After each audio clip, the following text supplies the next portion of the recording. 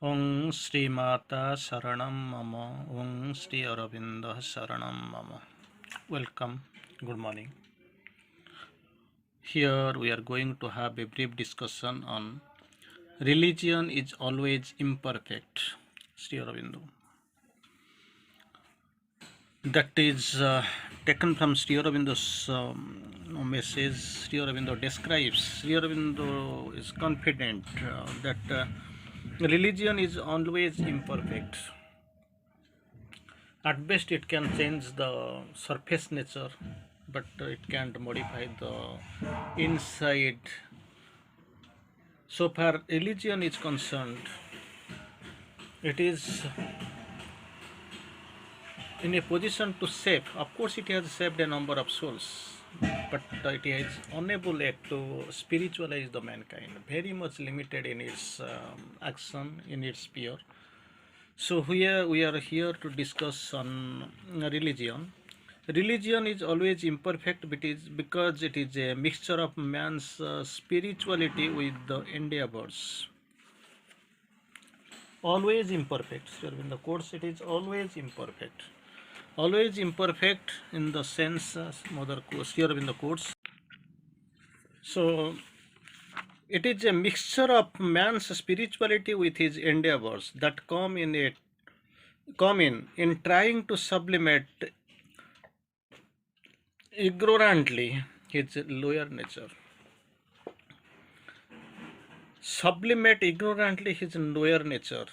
He is trying to. So the mixture of man's spirituality with his endeavor, man's real spirituality, true spirituality with his endeavor, this is a mixture that come in trying a sublimate ignorantly his lower nature. That is why it is imperfect. At least it can change the surface nature. It can at best it can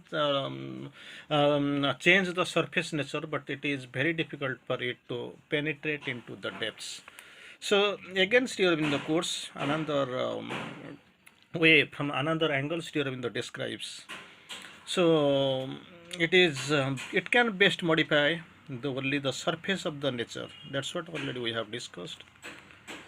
It can at best modify the surface of the nature, but moreover, they degenerate very soon into a routine of a ceremonial habit of worship and fixed dogmas.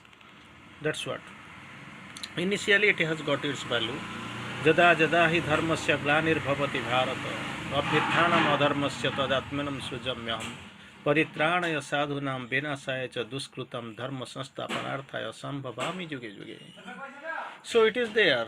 You can find that abhyuthanam adharmasya jada jada hi dharmasya, whenever and wherever there is a degradation and decay of the religion. So abhyuthanam adharmasya, for the upliftment of the dharma, religion. Abhittanam adharmasya tadatmanam sujamya. For that actually I am being created, I take birth. But actual problem, tadatmanam sujamyaham, I create. So for that purpose, religious is getting dwindling. Wherever there is a decay and deformation, degradation of the society, degradation of the dharma, so then actually new reformers, great vibhutis, they come and take birth. They goes to some extent, but problem that after them, actually to some extent the society gets shaped up. But later, after their departure, same mingling, same problem arises. And this religion, it soon turns into a routine of ceremonial habitual worship, and fixed dogma. That is what really we have seen till from the very beginning. We keep seeing like this. Again, Sri Aurobindo goes to the another format. Religion, in fact, is not knowledge. Religion, in fact, is not knowledge, but a faith and aspiration. So we must be able to know, to focus, to understand. Religion is not in fact and knowledge, but it is faith and aspiration. It is justified indeed both by an imprecise intuitive knowledge of the large spiritual truths, imprecise intuitive knowledge of large spiritual truths, and by the subjective experience of the souls that have risen beyond the ordinary life, but actually in itself it is only gives the hope and faith by which we may induce to aspire the intimate possession of the hidden tracks. It gives hope and faith. It provides hope and faith by which we may be induced to aspire the intimate possession of the hidden tracks and the larger realities of the spirit. So it is a passage. It is a helper to go for the spiritual knowledge, to be in quest of the larger realities of the spirit. Hidden tracks we must explore.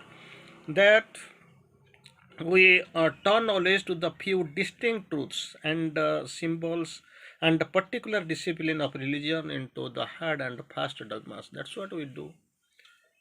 We do normally we do feed you. We turn always into the few distinct truths and symbols of the particular discipline of the religion into the hard and fast dogmas. It is a sign that yet we are only infants in the spiritual knowledge and yet far from the signs of the infinity. For that actually we are confined, we are narrowed, our range is limited. However, actually we are only the infants of the spiritual knowledge and yet infants of the spiritual knowledge and yet far from the signs of the infinity. Signs of the infinity is far and actually we are lagging. So again, Sri Aurobindo quotes about pilgrimage. Going for pilgrimage to holy places is nothing to do with the truth, because there is an curiosity in us that we must be privileged to move and of course visit some holy places. We must go in for the pilgrimage, but actually there is nothing to do with the truth. It is a religious exercise for people of ordinary consciousness. That also people don't do, because it needs patience, discipline, it needs money, it needs preparation. That also people don't prefer, but a few prefer to go for pilgrimage to the holy places, like different types of pilgrim places, so dham and all. So it is only religious exercise of the for the people of ordinary consciousness, nothing else. And again we'll quote a few lines from something from the mother. When you come to the yoga mother course, you must be ready to have all your mental buildings and all your vital scaffoldings shattered into pieces. No need. If you are carrying them with you in the track you are treading in the spiritual path, it is lacking. It pulls you. So you must be prepared to suspend in the air with nothing to support you except your faith. Only some faith, that blind faith, unshakable faith, ardent faith, only that is required. You will have to forget your past self and its clingings altogether. Whatever is past faith and all that is clinging, you have to forget it and pluck it out from your consciousness. No need, and burn away. That is why. Free from every kind of bondage. That is the requirement. If you are moving in the spiritual track, you must know. Forget the past self and cling altogether. It's clinging to altogether. Pluck your consciousness, born in anew and free from every kind of bondage. That is the requirement of the great thing. Think not of what you were of the past now, but what you aspire to be, all in what you want to realize. That is what you just try to accomplish, try to become. What you want to be, what you were, that is the matter of the past, you forget it, throw it away. Turn from your dead past and look straight towards the future. From the dead past, you turn yourself out and be ready to look forward towards the future. Your religion, country, and family lie there. Religion, country, and family lie there. It is divine alone. That is what you know, only the divine. So, from the bondage of the past, from the narrowness of the past, you have to come back, and you have to move further and look straight towards the future. That is dazzling splendor. You have to see, and you have to go that way. Again, Mother quotes, religion belongs to the higher mind of humanity. It is true. It has got some blessings. Sometimes it has saved a number of souls, but could not be able to spiritualize the mankind. It is the effort of man's higher mind to approach, as far as it lies in its power, something beyond it, to which humanity gives the name of God. It is actually something is there, some belief is there, some name of God is there, some thought of and some belief of God is there, which the human mind can't reach, and tries to reach to that level. Something the God is there. Religion may be divine in its ultimate origin, may be divine in its ultimate origin, but actual nature it is not the divine, but truly a human. Truly a human, that you must consider. It is nothing divine. It tries to ultimate origin. It may be religion. Origin is ultimately divine, but actually 100% it is human. The religion made by man are many, and most of them have made in the same way. Old wine, new bottle, only little bit moderation or little bit modification. So we know how Christian religion came to existence, Mother gives. It was certainly not Jesus who made what is known as Christianity, but some learned and very clever men put their heads together and built up their thing. So after Christ, some learned men, they put their head and tried to modify and mobilize, and this Christianity came into existence in a modified manner. There is nothing divine in the way in which it is formed. It was formed. There is nothing divine in the way in which it functions. Only the fabrication by the human mind that has created a lot of things, and we see it in our vision. So exactly, Buddha discovered a way after Christianity. Then mother quotes of the Buddha, discovered a way out of earthly suffering and misery. Kamana, desire, the soul cause of suffering. So he saw the truth, which is endowed with, express and communicates to the disciples and the followers gathered around him. But even before he was dead, the teaching already begun to twisted and distorted. That is the problem, that is the fall, that is the lacuna. Even with his livelihood, when he was alive, everything happened. So after his disappearance, Buddhism, the full-fledged religion, retired with head and founded upon what Buddha had supposed to have said, and suppose the significance of the reported things, lot of deterioration, distortion, perversion. There is baggage you have seen, and we have also seen.